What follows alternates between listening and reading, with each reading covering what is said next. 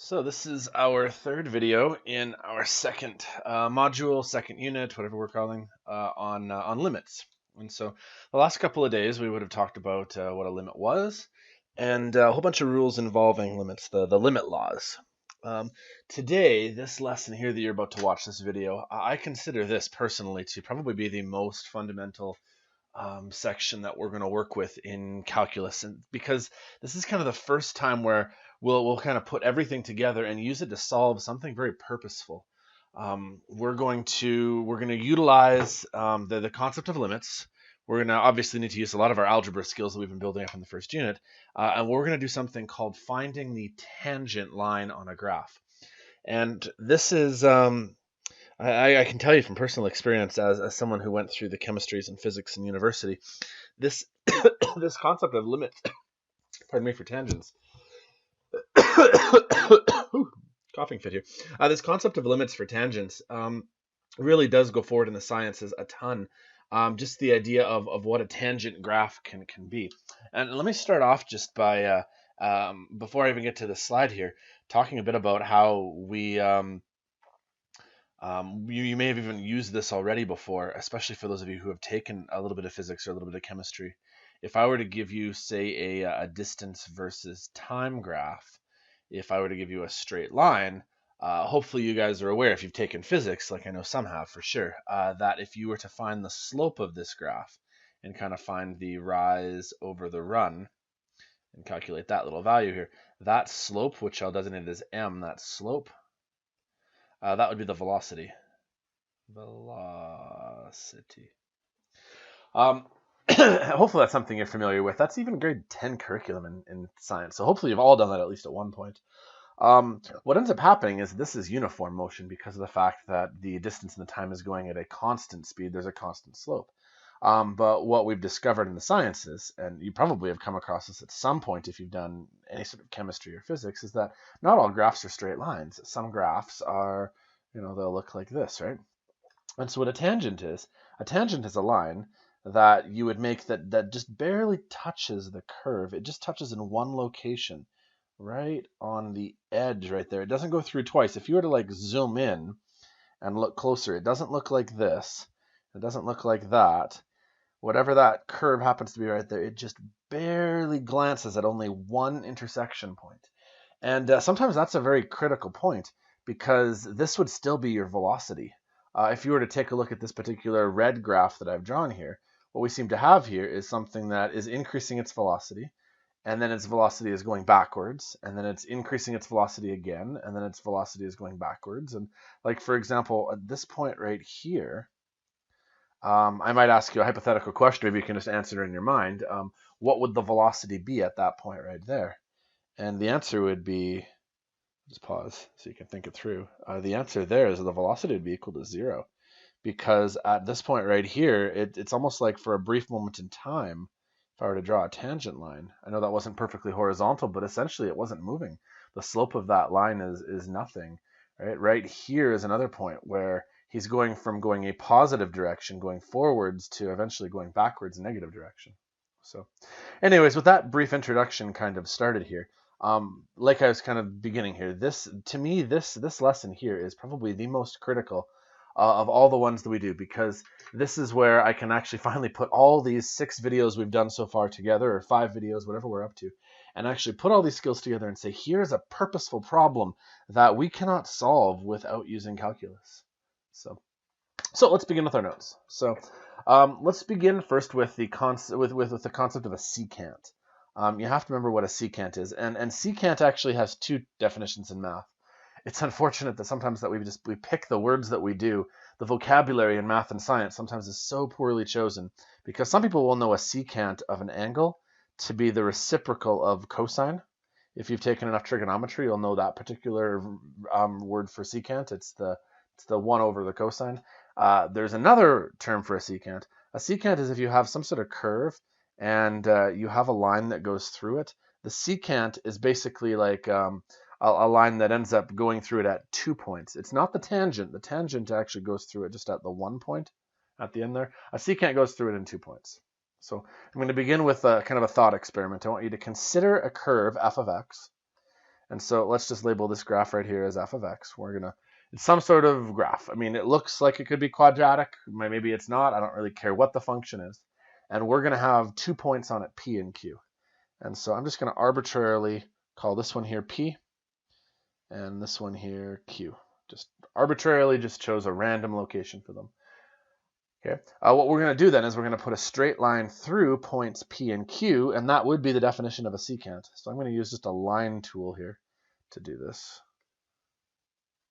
See if I can straighten that out afterwards. There. I just drew a secant line through PQ, and this is what's known as a secant. Okay, and that's your definition. A secant is a line that intersects a curve in at least 2 points. Okay. So imagine that we're beginning with this as our beginning frame. Okay. Now I want to go to this slide, but I'm going to hop back and forth here. The slope of a secant line, of any line really, is given by the formula m equals, like, say, your rise over your run. Hopefully you've learned that way back in the day, right?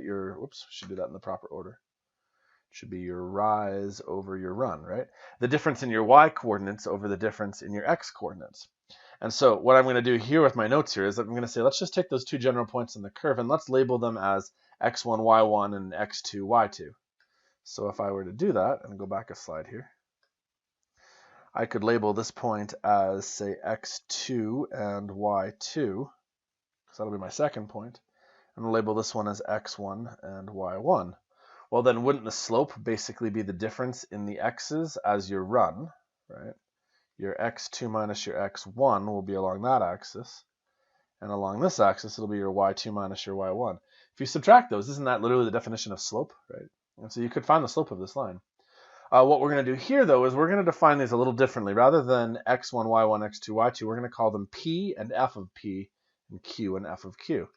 And this is where hopefully notation is something that you're quite familiar with from just your math teacher in general, knowing what that means. If I tell you that you have p as your input, right? If p is your x value, then your y value is, since this is the graph of f of x, x is an unknown value. We don't know whether we're plugging in 1, 2, or 3. Well, we do know what value we're plugging in. We're plugging in p. So I should put this in the right spot. This is going to be p. And if I plug p into the function, there's my y value. There's a coordinate point, an x and a y. And similarly, this is going to be q, an unknown x value. And then the y value is going to be, well, whatever happens when you plug q into your function. So now I'm kind of relabeling these ones here as q and f of q. Those are your x and y coordinates. Right? So what I could do here is I could rewrite the slope of this as f of q minus f of p. I'm subtracting the y values. See how it used to be subtract the two y values up here? And then I'm going to divide it by q minus p. That would be the formula for the slope of this line. So the slope of this line would be your rise. So that would be your f of q. Whatever this value is right here, you'd subtract your f of p, whatever this value is right here. And on this axis, it would just be q minus p. If you divided that, that would give you your slope. So hopefully that makes sense.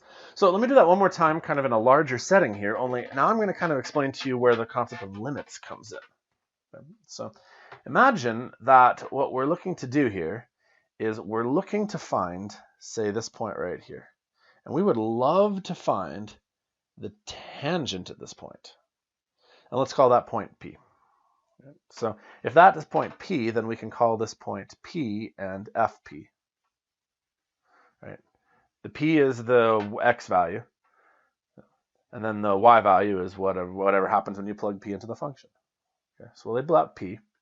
And in another color, I'm going to label the point Q, which simultaneously would make it Q and f of Q. Now, right now, between these points, if I were to connect the dots, I would have a secant line. Right? I mean, I'll connect the dots temporarily here. Right? If I were to connect the dots, I would have a secant line. And that would be this, if I were to do what I just did there where I find slope, that would be the slope of that secant line. But we'd like to find the slope of a tangent today, and this is where limits come in quite nicely. What we want to do is imagine that you take point Q and pull all of point Q closer and closer to P. If I were to have point Q be right here, you see how the slope right now would end up being roughly that. That's not exactly the slope I'm looking for because the tangent slope should be about there. So the slope's a little bit too high. But hopefully you can envision that as I bring point Q a little bit closer and a little bit closer, what ends up happening to my secant versus my tangent. See how my secant right here is getting closer and closer to my tangent? And if I were to bring point Q even closer, it would make my secant become really similar to my tangent until I get to the point here where essentially Q, I put Q literally right on top of P, as close to P as possible, but not exactly there. What we do is we take the limit as Q approaches P. And we take that Q value and we make it get really, really, really close to P. It's not actually P. It's just getting super close to it without ever actually touching. Wouldn't that then create a line where this secant, it's going to go through both those points, right? It's going to go through both those points. Wouldn't that secant then be a tangent? And then we could find the slope of that tangent, which in the sciences especially is such a useful thing to do, to be able to find the slope at an instantaneous point. Again, because if you have a velocity time graph, that instantaneous point is the acceleration. Or if you have a distance time graph, that instantaneous slope is the velocity. And I promise you, there are so many more examples of how that's useful, especially in the sciences. So what we're going to do is we're going to assign a limit to this. And it looks something like this. Okay, so the tangent line is the line that intersects the curve at just the one point.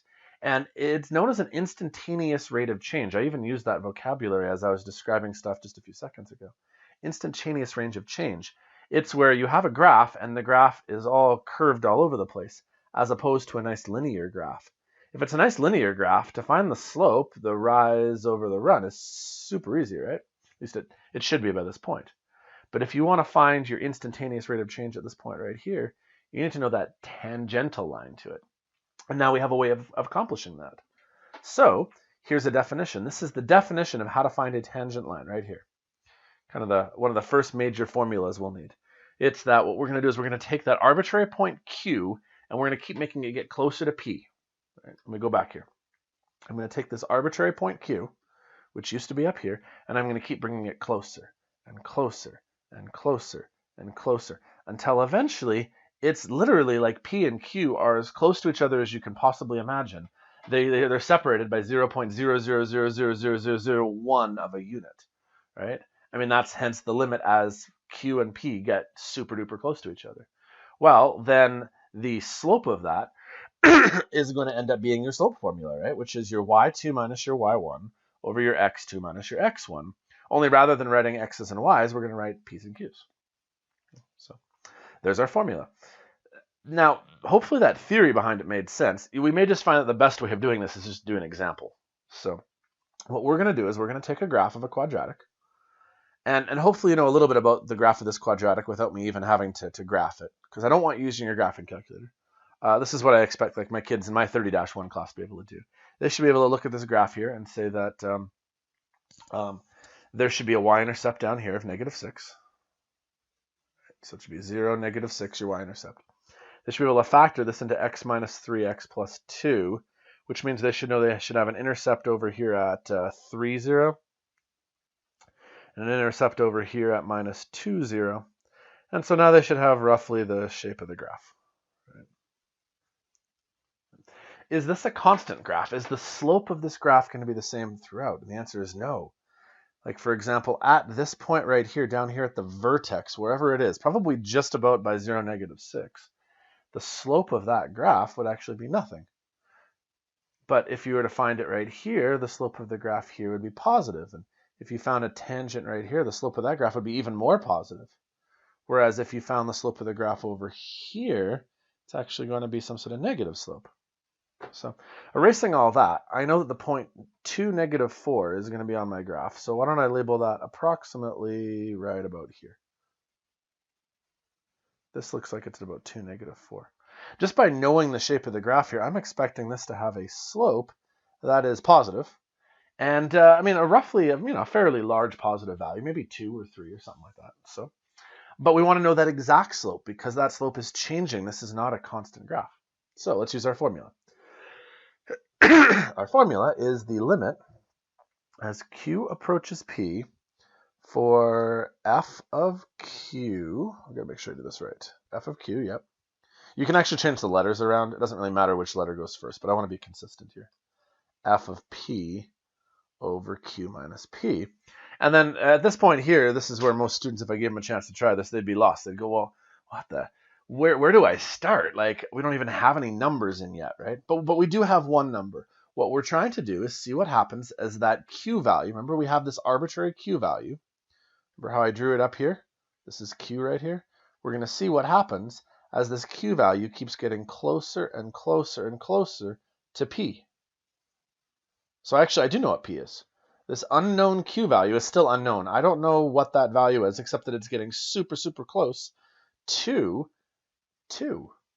X is 2. So I actually can fill in some values right here.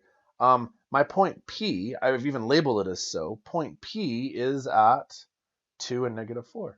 So I'm going to do some substitutions here. We're going to find the limit as that unknown q value keeps getting closer and closer to 2. We're going to need to look up f of q. We don't know what q is. Then we're going to want to subtract f of p. We actually know what f of p is. If you plug that p value, which is 2, into your formula, it actually tells you that you're supposed to get negative 4, because that's your y value. So that's a negative 4. I still don't know what that q value is, and we're going to subtract 2, because p is 2. Essentially, what we're doing is we know the point 2 and negative 4. We know that point is what we're going to try to get close to. And we're going to try to bring that q value super close. Pardon me, I still got a cough here. We want to bring that q value super close to that 2 value, but I don't want it to actually be 2.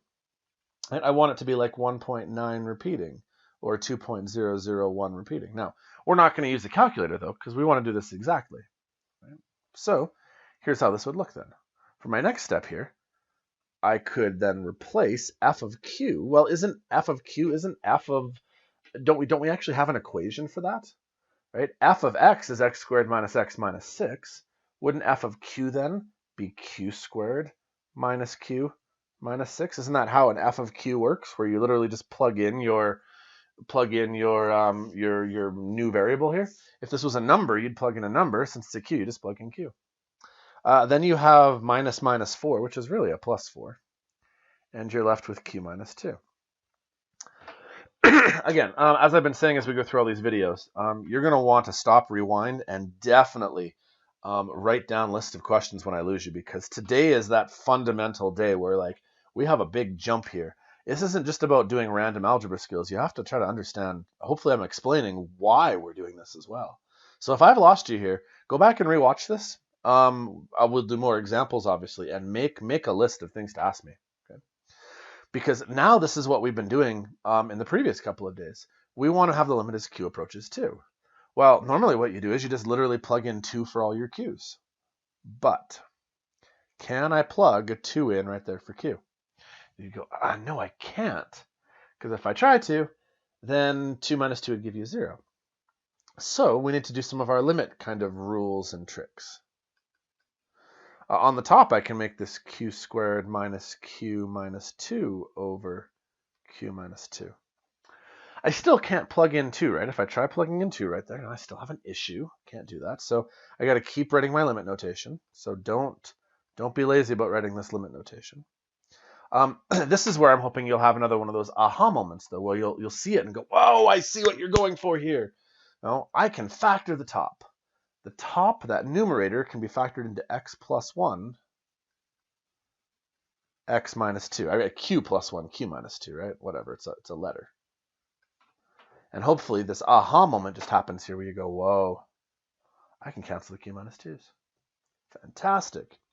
Now you're left with the limit as q approaches 2 for q plus 1. Now, using your limit rules, you can break this up into the limit of q approaching 2 for q, and then the limit of q approaching 2 for 1. We usually skip this next step here. We just go to the next one here, because really there's no problem with substituting anymore. If I wanted to, I can plug in 2 for q, because literally I'm telling you that what you just have is q, and q is getting close to 2. Well, if all you have is, well, that's just 2, right? And then for this one right here, Q's getting close to 2, but I don't care because there's no variable here because this is just a straight line across at 1 there. So 2 plus 1 means it's 3. There. Well, what have I just found? I've just found that my slope, this is our slope. The slope is 3. So on this graph right here, if I wanted to find the slope of this graph, the slope of that is 3. And that has huge implications in the sciences, right? If this happened to have been, say, a velocity versus time graph, we just found, if you know your physics, the acceleration. Anything that has a rate of change where things are not constant fits this. And we've actually got a whole unit where we're going to talk about applications of derivatives. And there are applications in the sciences. There's applications in especially economics. Often university courses for management will actually require knowledge of, are going to require knowledge of derivatives and calculus. I'm going a little off topic here, but imagine that you're in the scenario here where you're an investment banker and this is how much money you make over time, right? Well, right here is obviously where you made your most money, right? This is the most money that you ever had, and down here, this is where the least money you ever had. But if I were to ask you where you had the greatest growth, that would have been right here. If I were to find like the tangent line right here, that would be your how much money you make per time. That would be like a money per second. You are making a huge amount of money right here, right? That would have a nice high positive slope. Right here, you actually weren't making any money for a brief moment here. Right here, you were about a constant rate. But right here, if we were to find the rate of change here, you're actually losing money. Now, the amount of money that you're losing actually is slowing down because it's not quite as bad right there. But there's actually huge applications to economics as well. So, okay, we've done example number 1. Sorry, I seem to have a cough today. I hope I'm not killing you with the microphone as I cough into it. Let's try another example. We've done one. Watch it again if you need to, write down questions, but sometimes it is best for me just to do a bunch of examples now. So we have the graph of y equals 1 over x, and it doesn't hurt if you have the ability to, which, I mean, you've taken 30-1, or at least you are taking it. You should know a little bit about what these graphs look like. This is the graph of 1 over x. If I let x be equal to 4 right here, that's where it's 4 comma f of 4. I don't actually know what the other y value is.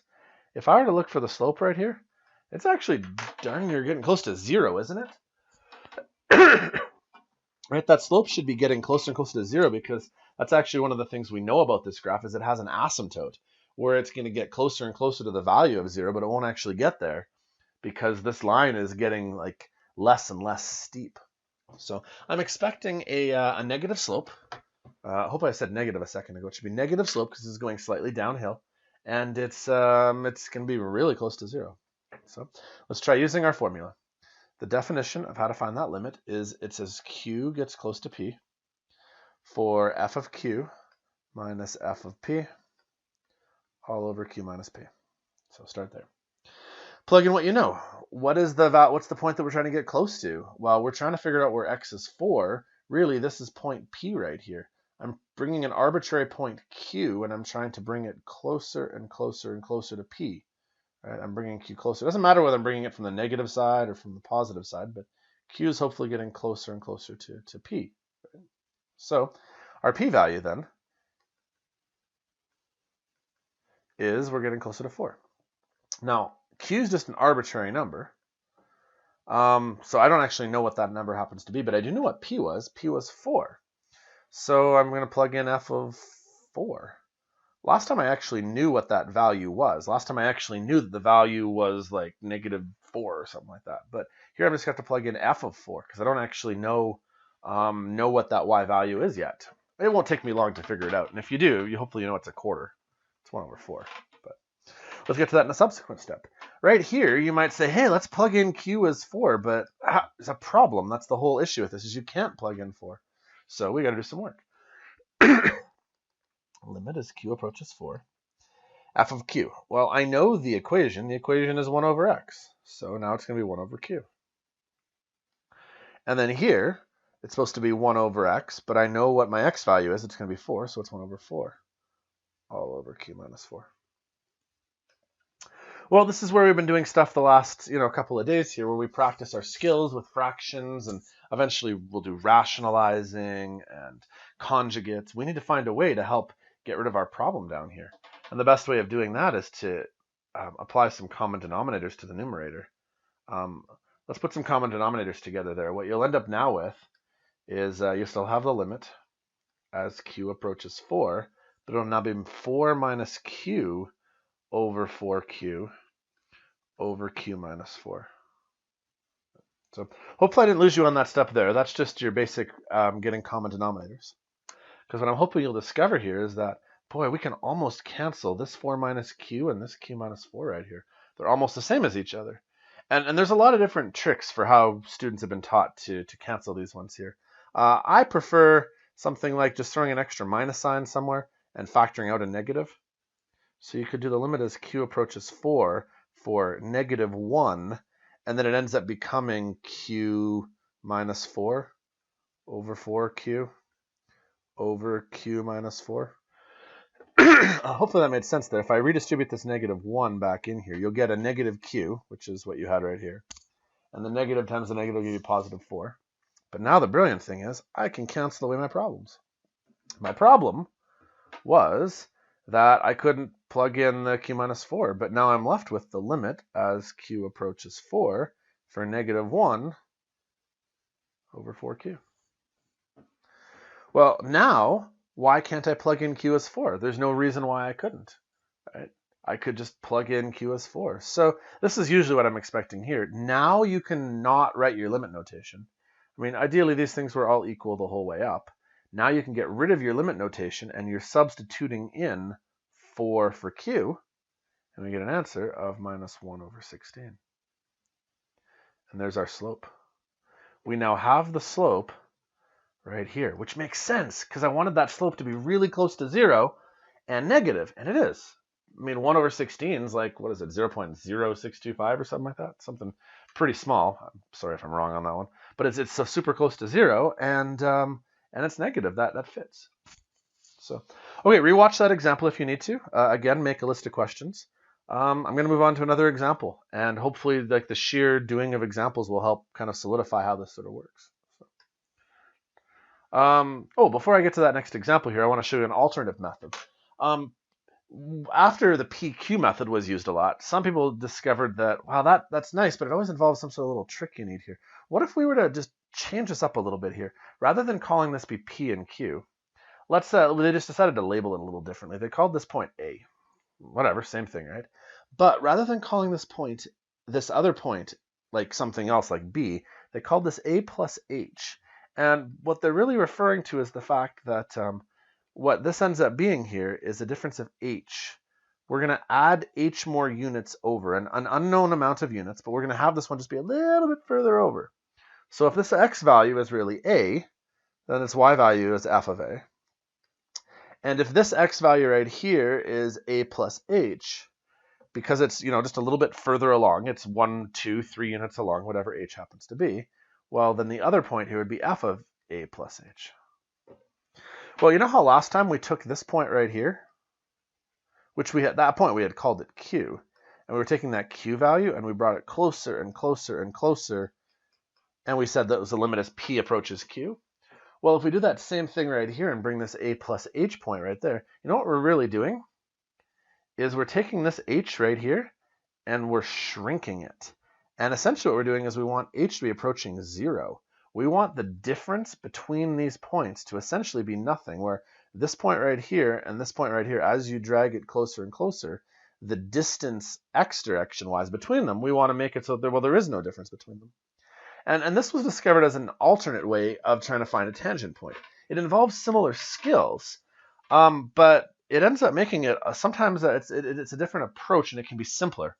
So let me kind of walk you through the proof behind this. Okay, so this ended up creating a formula here where what ended up happening is we replaced all of our A plus H's, those used to be your Q's, and your A's are your P's. Right? This was your Q, this was your Q, that was your P, that was your P. We've just taken the old formula and we've just replaced A plus H for Q, and P is now A. I mean, we're just arbitrarily reassigning letters, but this does something cool. Rather than calling this point P, we'll just call it A. rather than just calling this point Q, we'll call it A plus H. You're still bringing this point closer and closer, but the plus H, we're making it closer and closer to 0. And here's kind of the proof of how that works. Watch this. Well, now what ends up happening is rather than Q getting close to P, now A plus H is getting close to A. Or in a way, what we really want is H to get closer to 0. And then another thing happens here on this proof is this A and this A ends up canceling and just leaves you H on the bottom. Which you might think, well, why can't you just plug in 0 to the equation? Well, you can't plug in 0 on the bottom of the equation because it's going to cause an issue. But this is kind of a clever way of kind of alternatively changing your formula. So this is actually a second definition for tangents, and I'm going to use it on this one here. Okay, this is a quadratic. We're going to try to find the slope at the point x equals 1. A little bit of quick work here. This is going to have an x-intercept here of -4. It's got a positive degree to it, so it'll look something like this. I'm going to imagine that there's this point right here. I don't know, that could be it. I don't actually know if that's correct, but that could be kind of the scenario we're looking at here. I could factor this guy right here, but I'm not going to take the time to do that. It may not even factor. But let's use the new formula. The new formula is that to find your slope, it's the limit as h approaches 0 for f of a plus h minus f of a, all over h. Oops, I'm on the wrong side now. There we go, all over h. Well, here's how this would look then.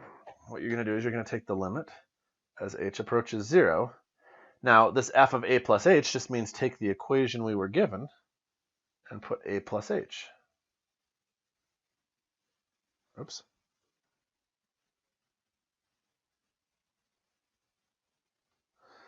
In everywhere. And then right here, this f of a, we're going to do kind of the same thing here. I'm going to subtract f of a, which really means you're just subtracting. Well, actually, before I get too far here, I should point out that I actually know what my a value is, though. Right? Just like in my last one here, I know that this is going to be 1. So I may actually find it easier before I get too far here to say that really this value right here that I'm looking at is 1. So I may as well make your a value be 1, because really a is going to be x. So we're just changing letters around. So let's go 1 plus h squared plus 1 plus h minus 4. That takes care of this bit right here. And then we're going to, I'll put like a big bracket around all this, need to subtract 2 times 1 squared plus 1 minus 4. And divide that all by h. Right. Watch where this goes here. I still need my limit notation. Limit as h approaches 0. Now I've got a bunch of foiling to do here. This is going to give me h squared plus 2h plus 1. And then there's a 2 in front of all that, so it'll give you 2h squared plus 4h plus 2. Then you have to add 1 and add h and minus 4. And then over here, this guy actually is just going to end up being a number. This is the y value when you plug 1 into the equation. So when you plug in 1 here, 1 squared is 1 times 2 is 2, plus 1 is 3, minus 4 should give you a -1. So all of this guy right here should be a -1, because this essentially is the y value at that a point, and a is x and x is 1. So now this is where this works out brilliantly. Watch this. This works so cool. Well, why do I have a -1 right here? This was supposed to be -1, I believe, right? All of that was supposed to be -1, but there's a -1, so it may just be a +1. Now this should work. I can see in advance why I had a mistake there here. Check this out. I still have 2h squared. 4h and 1 more h is going to give you 5h. And then 2 plus 1 is 3. Plus 1 more over here is 4. But -4 means that you actually have no more constant terms left over. And if you do this properly, you'll always have 0 as your constant term. We won't even bother writing it, which this ends up making this turn out really cool. Look at this. Now, I still can't plug in 0 for h. If I want to try to plug in 0, I still cannot do it. It's not allowed, right? I'd be dividing by 0. But because there's no constant term, what's just brilliant about this is I can factor out an h, leaves me with 2h plus 5 all over h. Then when I cancel my h, see how the h's will cancel? They're gone. Now I have the limit as h approaches 0 for 2h plus 5. Now I don't have a problem. My problem a few seconds ago used to be that I couldn't plug in h as 0, but what's stopping me now? Why can't I plug in h as 0? If I want to plug in h as 0, I don't need to write the limit notation anymore. It's now 2 times 0 plus 5, which is 5. I've now found my slope. Brilliant. My slope right here is 5. So let me talk a little bit about these two methods. The a plus h method is very useful if you're willing to expand. The biggest struggle to this one is that you have to do the expanding right here. And so long as you're willing to take the time to expand, what should happen, if it's been done properly, is the constant term is always 0, which means you can factor out an h, cancel it. You no longer have a denominator issue anymore. Then you can just plug in h as 0. However, if you're not a big fan of expanding, like if you get a cubic or quartic or quintic, and that's going to take forever to expand, you may prefer the other method, the PQ method. And PQ method usually means that you have to do some sort of factoring. So it's kind of pick your poison. If you're better at expanding, or if the scenario lends itself better to it, then expanding means use H method. Use the PQ method if you want to factor. So let's try another example. Let's do this one here. Let's find the slope in the equation of the line right here, tangent to this point. Let's find that slope. So I'm not even going to bother graphing this one anymore. I mean, I don't need a visual of it to know how this works. I've got two options. I could use the PQ option or the A plus H option. One involves a lot of expanding. One involves a lot of factoring. I'm going to go back to the PQ method on this one. I'm going to see where it takes me. And if it doesn't work, then I try the other one. So we need the limit.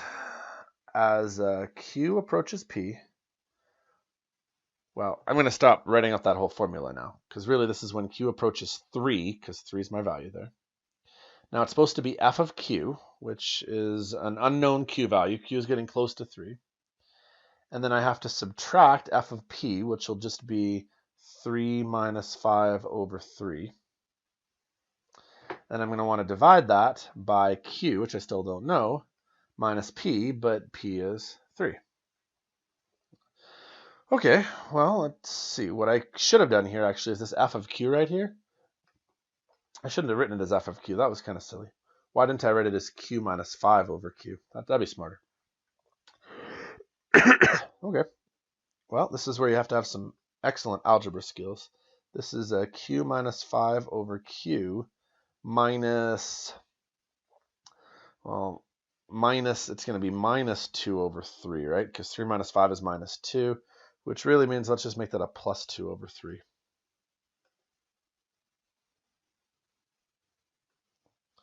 And this is over q minus 3.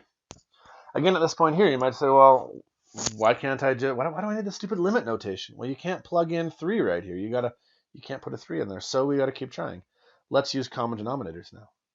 Let's times this by q and q here, and by 3 and 3 here. If I lose you on a step like this, please let me know, because I'm kind of assuming that you know how to do your common denominators by now.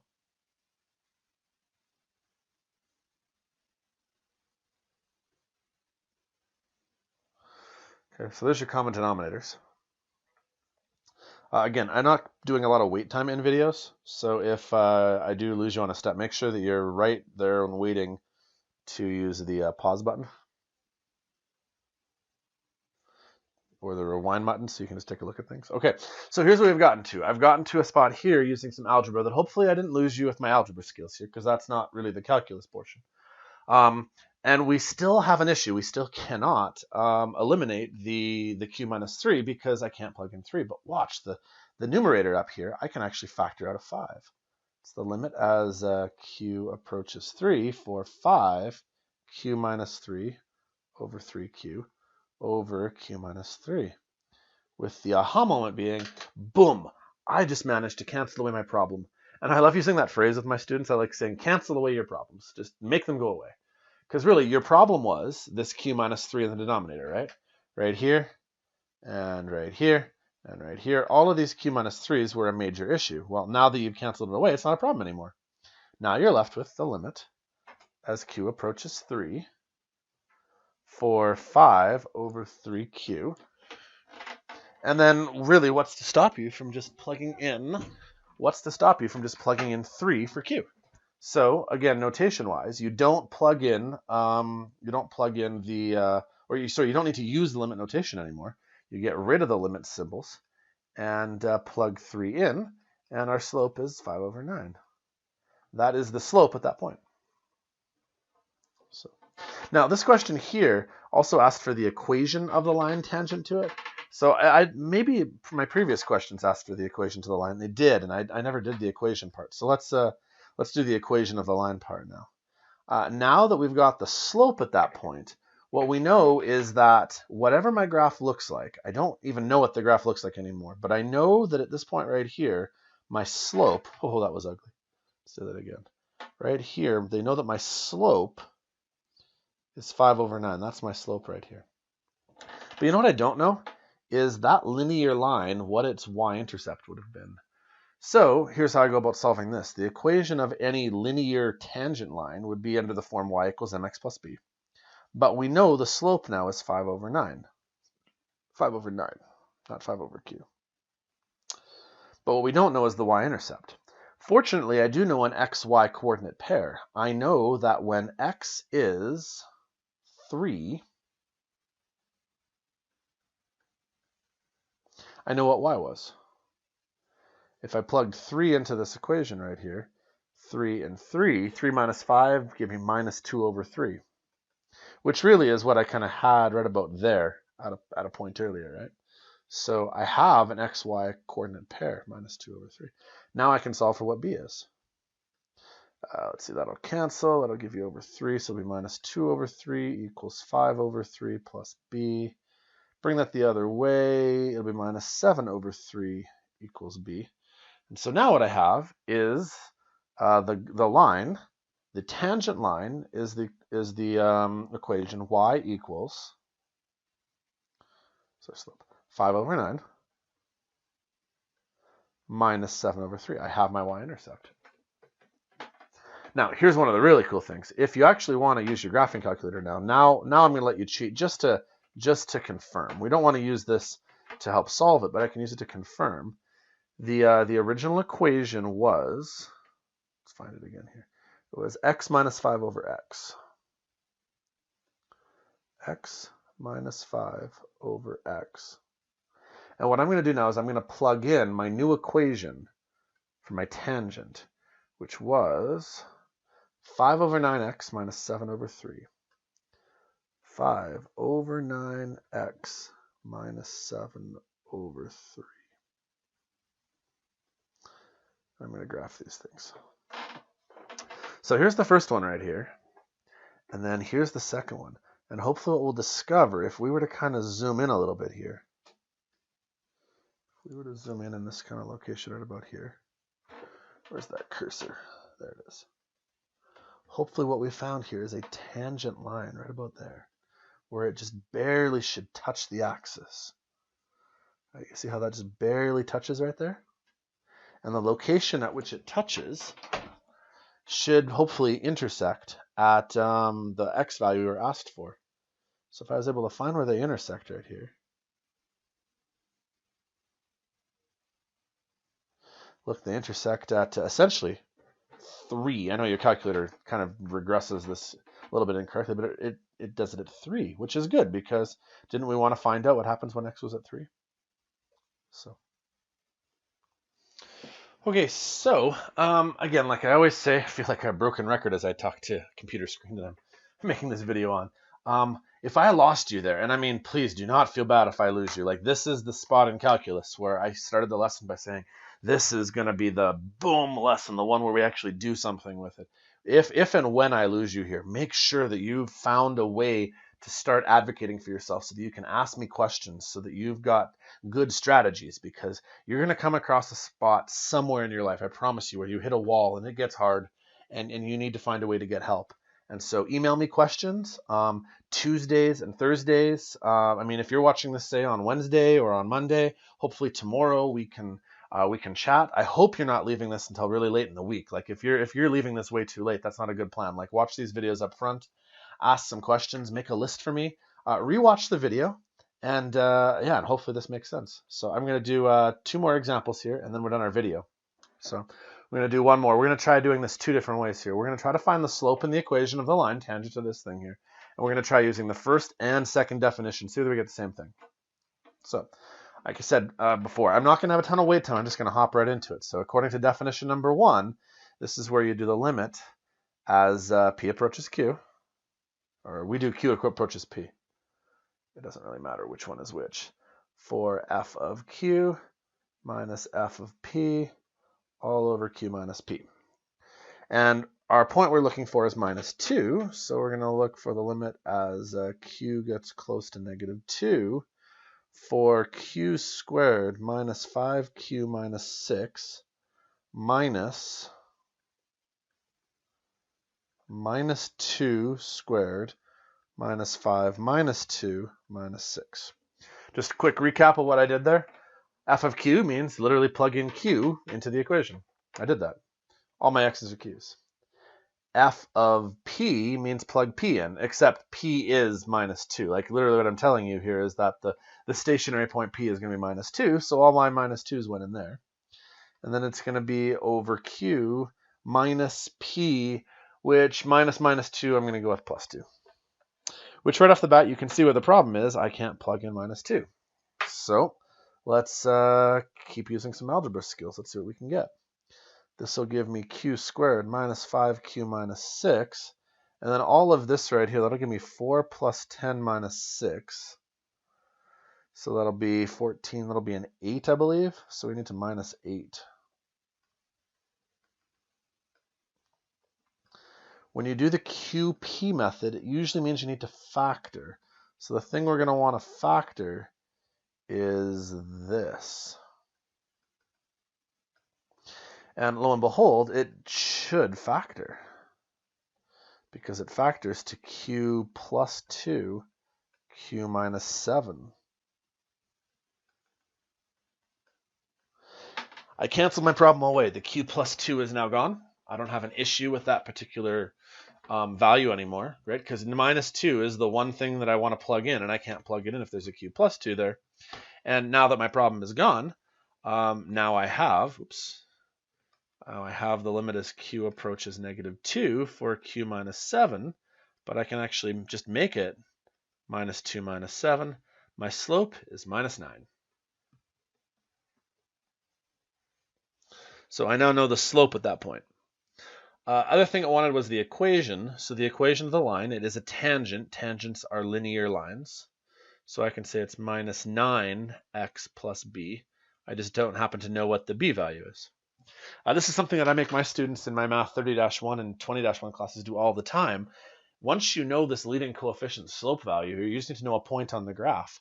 And we do kind of know a point on the graph. A point on the graph is going to be minus 2 for x.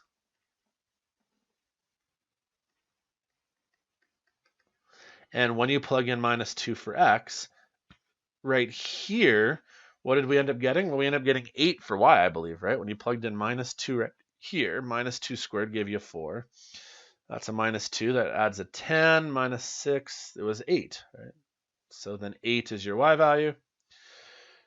8 equals 18 plus b, so b equals minus 10. So our final answer, y equals minus 9x minus 10. If I go to my graphing calculator now, just to confirm, not to do any work, but just because I want to try to check our work, the equation was x squared minus 5x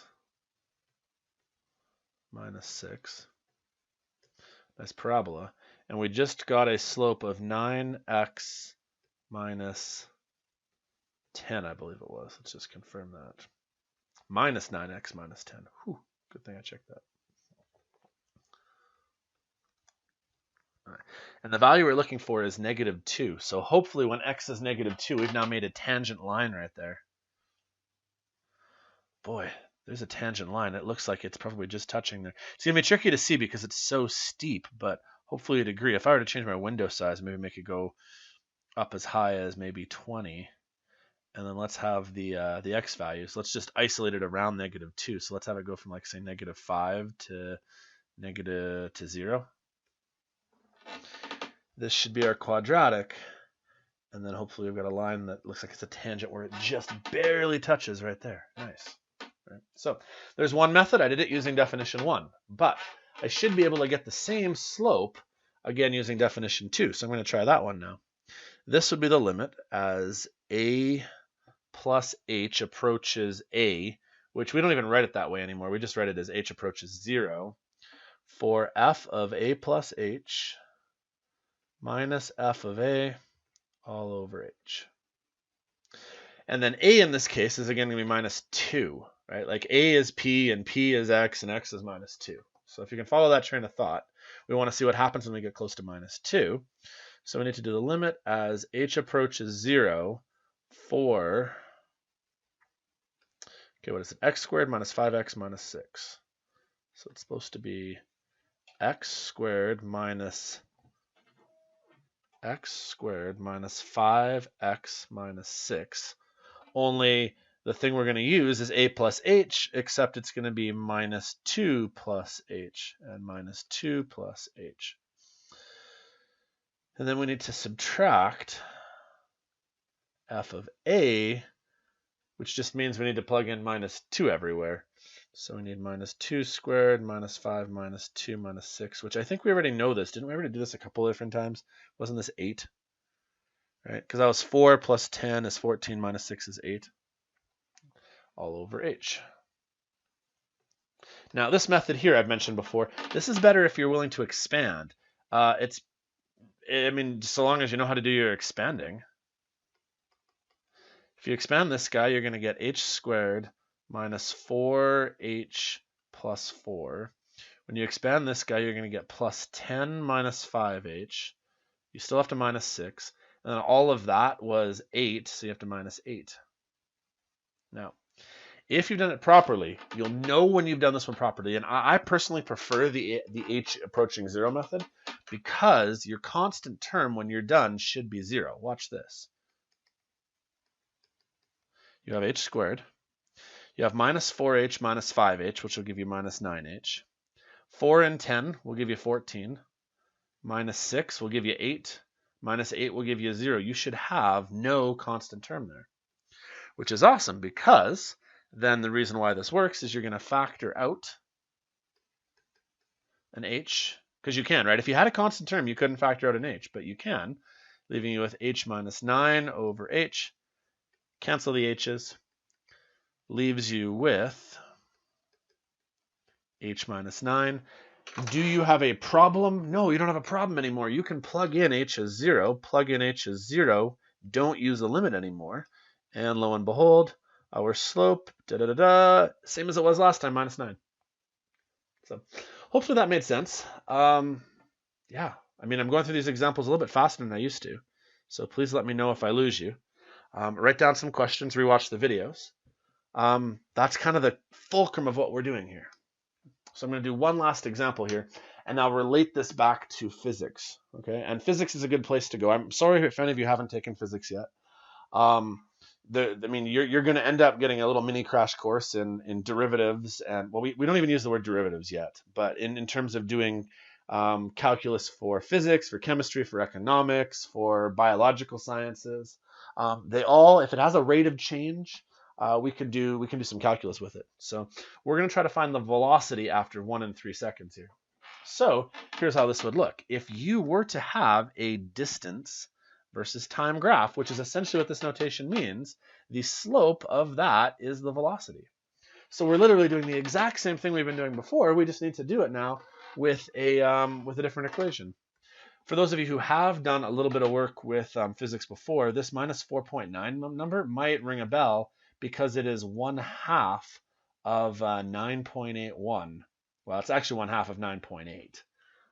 And maybe you recognize some physics formulas. They were derived using rules like this. There are some formulas that involve 1/2 of AT squared kind of thing here, right? Here's your minus 1/2 of AT squared. So maybe you'll recognize where that comes from. So you've got two choices. You can use the PQ method or you can use the AH method. PQ method means you need to be good at factoring. I'm not a really big fan of factoring this one because that 4.9 involves a decimal, and I don't love where that's going. I can work with it if I have to, but I'm going to use the AH equals 0 method because it's easier for me to expand than it is for me to do some factoring if I've got to use a decimal there. So we're going to do the limit as h approaches 0 for f of a plus h minus f of a all over h. So you might be asking yourself, well, okay, well, what's my a value? Well, your a value is your x value, and your x value is going to be 1 or 3, depending on which one of these we're doing. So let's do it with 1. The limit is h approaches 0 for minus 4.9, 1 plus h squared, plus 15, 1 plus h, plus 10. That covers the a plus h section. Then we just have to plug in what happens when you do f of a, but a is x and x is 1. So you're really doing minus 4.9, 1 squared plus 15, 1 plus 10. All over h. So hopefully I didn't lose you too much here. This is where you really have to have a good grasp of your notation. The a plus h means in your original quadratic, everywhere you had an x, put a plus h. However, a is the value that we're looking for, which is our x value, and our x value that we're looking for is 1 second. So all of my a's turned into 1s. So here, really, there's a 1 everywhere and a 1 there. Now, this value right here will always turn into a number, and this one right here, you'll have to do some foiling. So to do my foiling, a 1 plus h is going to give you h squared plus 2h plus 1. But you then have to times it all by negative 4.9. So to kind of clean that one up a little bit and do it all in one step. Again, if I'm losing you on this step here, please let me know. But this should have given you minus 4.9 h squared. And then you should have had minus 9.8 h. And then you should have a minus 4.9 when you're done. So that's just me distributing that bit right there. And I'm doing part of it in my head, because I know that's going to be h squared plus 2h plus 1, and then I just times it all by negative 4.9. Then I'm going to add 15h, I'm going to add 15, I'm going to add 10, and then all of this guy right over here should just be a number, so I'm going to calculate that number. It's minus 4.9 plus 15 plus 10, so that's 25 minus 4.9, which should give me 20.1, I believe.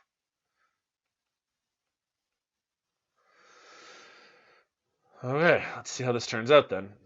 This is, by the way, all over h. And don't forget, I'm going to ding you on marks on this one here. It's really important. You still have to write your limit notation because otherwise we're never actually allowed to try plugging in h as 0. But as I've been hitting on a lot today, you can't plug in h as 0 right here, right? So, okay, if this works out right, our constant term should cancel. Minus 4.9 h squared. And then when I put these ones together, 15 minus 9.8 should give you, let's see, 5.2, I think.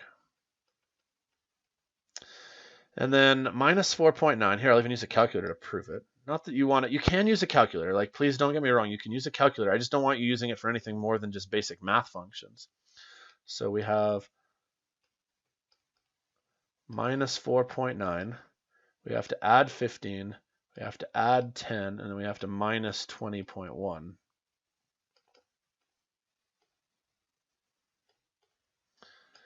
And ta-da! It equals 0, which it should. If all your constant terms don't equal 0, we have a problem.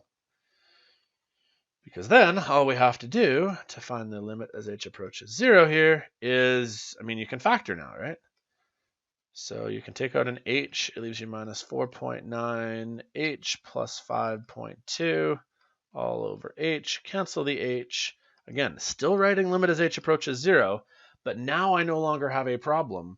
Now I have the limit as h approaches 0 for minus 4.9h plus 5.2, and I can plug in my h value as 0, which really just means I get minus 4.9 times 0 plus 5.2.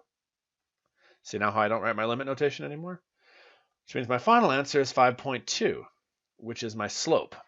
However, in the context of this function, the slope would be your velocity. When you have distance time, your slope is the velocity. So I now know how fast you were going. At the 1 second mark, you were going 5.2, probably like meters per second or something like that.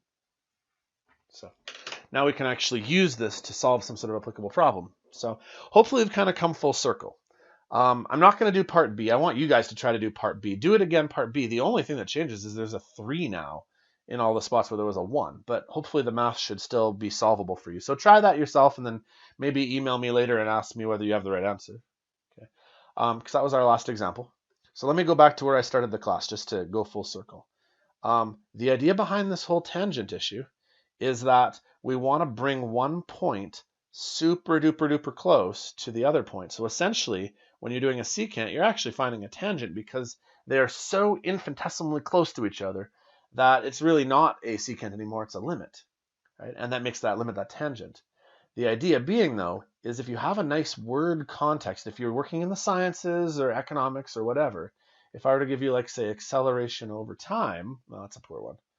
If I were to give you velocity over time and look at this graph right here, the tangent right here, that would be the acceleration. And so as we go through the course, I'll show you some more examples, but pretty much if it can be written as a something over something, if you have a formula that's written as something over something, then the slope of that is your tangent. Right? If you're in physics, I'm trying to think of another physics formula that we'd work with. I don't have a formula sheet in front of me right now, but well, Q equals I times T. There's a formula maybe you've seen before. Q equals I times T. Maybe you haven't seen it before. This is from chemistry. The amount of charge you have is equal to current times time. So therefore, current, which is I, would be equal to charge over time. If you were to then plot a graph of how much charge you have over time, and you were to have said graph, if you were to find the slope right here, that slope would be the current. And so this is super useful for pretty much anything that involves a rate of change where you have something over something, and this could be considered like a slope value. So, okay, let me stop the video there. It's pushing an hour already now. Some of these lessons are going to push an hour. I'm trying for 45 minutes, but this is a pretty big one. So like I've been saying before, rewatch, make a list of questions, and Tuesday, Thursdays, or whenever your time is to talk to me about this. Let's see what I can help clear up. So, okay. Good luck with all your viewing and working on your assignment.